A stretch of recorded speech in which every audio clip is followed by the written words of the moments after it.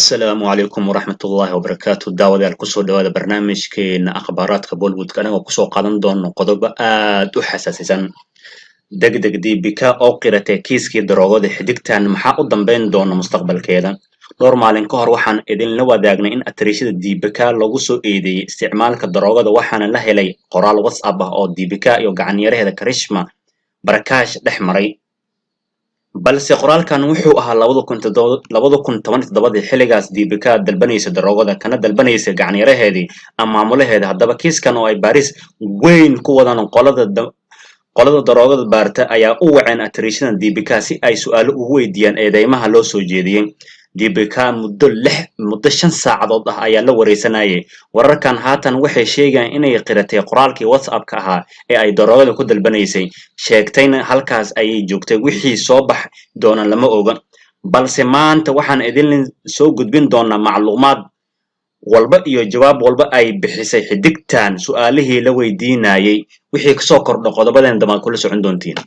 أخبار xiiso leh John Abraham oo sameyn doona Satamifa Chota 2 iyo xilliga la daawan doono Kingi Action uu soo noqday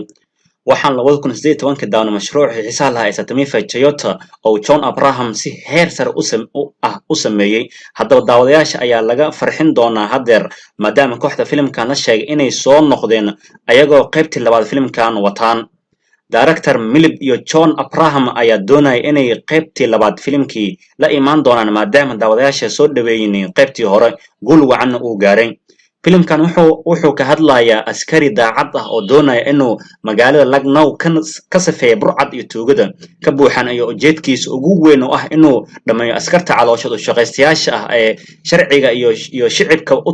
ku tumanayaan haddaba John Abraham oo doorkaas jilay ayaa si weyn isku diyaarin doona mashruucan waxa atriisha ka ah Divya Kumar waxaana la qorsheenaa in la daawado Ciidul Fidriga 2021 oo ku beegan 12 May 2021 haddaysan qorshaha wax iska bedelin Sara Ali Khan oo qiratay inuu Sushanti daroogo isticmaali jiray balse iyada miyay la isticmaali jirtay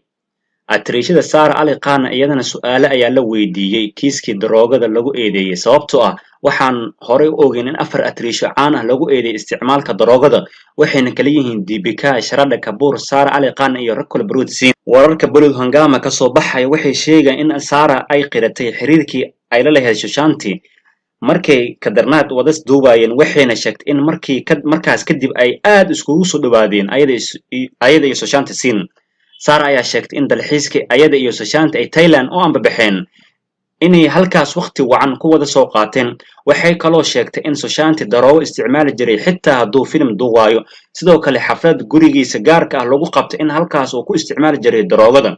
balse waxay sheegtay in ayada nafsad ahaanteed aysan weligeed daroogo isticmaalin mar walbana iska ilaalin jirtay wixii ka soo kordha waxaan ku soo qaadan doonaa barnaamijyadeena dambe fadlan haddii taa marka kugu horeysay fadlan subscribe noo saar muuqaalkana like saar dhiirigelintiina waa inoo muhiim